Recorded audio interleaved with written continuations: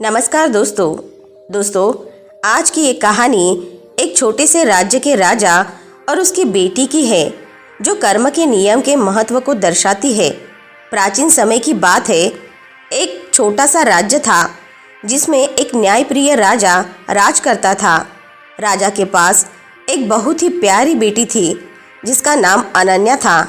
अनन्या न केवल सुंदर थी बल्कि उसकी बुद्धि और सहृदयता के लिए भी राज्य भर में उसकी प्रशंसा होती थी।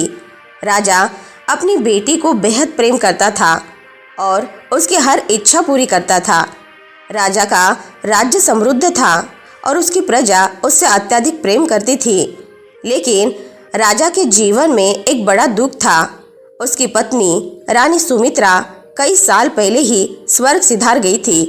राजा ने अपनी बेटी अनन्या को माँ और बाप दोनों का प्यार दिया।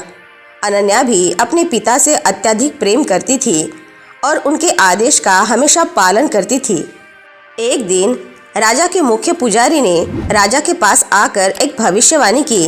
उन्होंने कहा, महाराज, आपकी बेटी अनन्या का भाग्य बहुत कठिनाइयों से भरा हुआ है। अगर सही समय पर सही कर्म न किए गए तो उसकी जिंदगी में बड़े संकट आ सकते हैं। राजा यह सुनकर चिंतित हो गया। वह किसी भी कीमत पर अपनी बेटी की सुरक्षा सुनिश्चित करना चाहता था। पुजारी ने राजा को सुझाव दिया, महाराज, आपको अपनी बेटी के भविष्य को सुरक्षित रखने के लिए एक कठोर निर्णय लेना होगा। उसे एक साधारण व्यक्ति से विवाह करना होगा जिसका भाग्य दुर्भाग्यपूर्ण हो।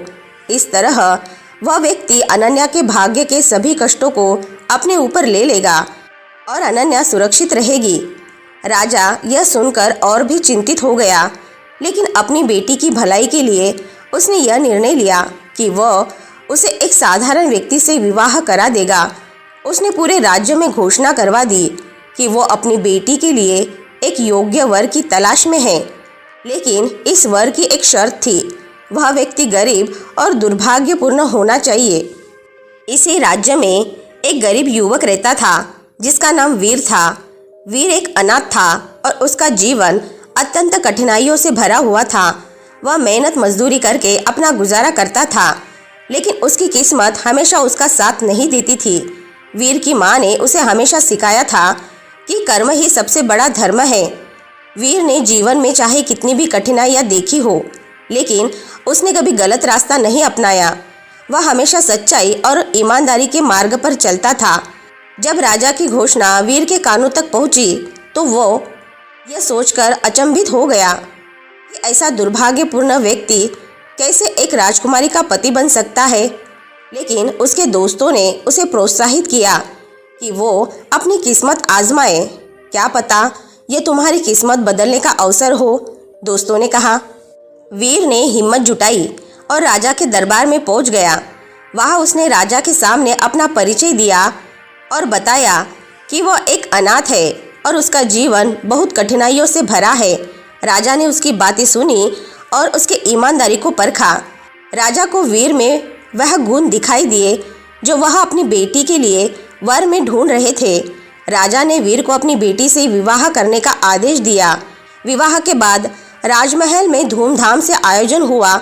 अनन्या ने वीर को देखा और उसे समझा कि वह एक सरल लेकिन सच्चे दिल का इंसान है। उन्होंने विवाह के बाद एक साधारण जीवन जीने का निर्णय लिया और राज्य से दूर एक छोटे से गांव में जाकर बस गए। विवाह के बाद वीर और अनन्या ने अपने जीवन की शुरुआत की। हालांकि अनन्या ने जल्दी ही महसूस किया कि वीर के साथ रहते हुए उसके जीवन में भी कठिनाइयाँ बढ़ने लगी है। वह चिंतित हो गई, लेकिन उसने अपने पिता को दिए गए वचन का सम्मान करते हुए हर समस्या का सामना वीर के साथ किया। उन्होंने एक साधारण जीवन अपनाया, लेकिन दोनों का एक दूसरे के प्रति अटूट विश्वास था। एक दिन जब वीर जंगल से लकड़ियां काटकर वापस आ रहा था, उसने देखा कि एक बूढ़ी औरत भारी कट्ठर के साथ रास्ते में खड़ी है। वह थक कर बैठी हुई थी। वीर ने बिना किसी झिझक के उसकी मदद की और उसका कटहर उठाकर उसके घर तक पहुंचाया। बूढ़ी औरत ने वीर को आशीर्वाद दिया और कहा, बेटा, तूने मेरी मदद की है, मैं तुझे एक सीख देना चाहती हूँ। कोई किसी के भाग्य का नहीं खाता। जो जैसा कर्म करता है उसे वैसा ही फल मिलता है। वीर ने यह बात गांठ बांध ली और अपने जीवन में इसे अपनाया।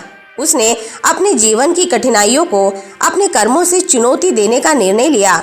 उसने खेत में और अधिक मेहनत की, गांव के लोगों की सेवा की और अपनी पत्नी के साथ मिलकर अपने छोटे से घर को एक खुशहाल जीवन का केंद्र बना लिया। धीरे धीरे वीर की मेहनत रंग लाने लगी। उनके खेतों में पहले से ज़्यादा फसल होने लगी और उनकी स्थिति सुधरने लगी। वीर और अनन्या की जीवन शैली में सुधार आने लगा।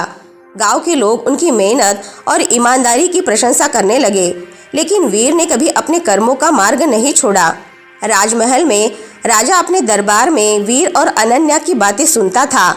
उसे गर्व हुआ कि उसकी बेटी ने कठिनाइयों का सामना करते हुए एक अच्छा जीवन बना लिया है। राजा ने उन्हें वापस राजमहल बुलाया और सम्मानित किया। अनन्या और वीर ने राजा से विनती की कि वे वापस अपने गांव लौटना चाहते हैं, क्योंकि वही उनकी असली दुनिया है। राजा ने उनकी इच्छा का सम्मान किया और उन्हें ढेर सारा आशीर्वाद और धन देकर विदा किया। वीर और अनन्या का जीवन एक उदाहरण बन गया कि कर्म ही सबसे बड़ा धर्म है और कोई किसी के भाग्य का नहीं खाता। वे दोनों सुखी और समृद्ध जीवन जीने लगे और उनके कर्मों का फल उन्हें जीवन भर मिलता रहा। उनके जीवन की इस कहानी ने पूरे राज्य में यह संदेश फैला दिया कि सच्चाई और ईमानदारी के साथ किए गए कर्म हमेशा रंग लाते हैं और व्यक्ति को उसके कर्मों का फल अवश्य मिलता है। दोस्तों, इस प्रकार वीर और अनन्या की यह कहानी कर्म के नियम का महत्व समझाती है और यह साबित करती है कि जीवन में जो जैसा बोता है वही काटता है। कोई किसी के भाग्य का नहीं खा सकता और हर व्यक्ति अपने कर्मों का फल स्वयं ही प्राप्त करता है। तो दोस्तों, आज की कहानी से आपको बहुत कुछ सीखने को मिला होगा। वीडियो अगर पसंद आई होगी तो वीडियो को लाइक, शेयर और चैनल को सब्सक्राइब ज़रूर से कर ले। मिलते हैं नेक्स्ट वीडियो में। तब तक के लिए अपना ख्याल रखें। धन्यवाद।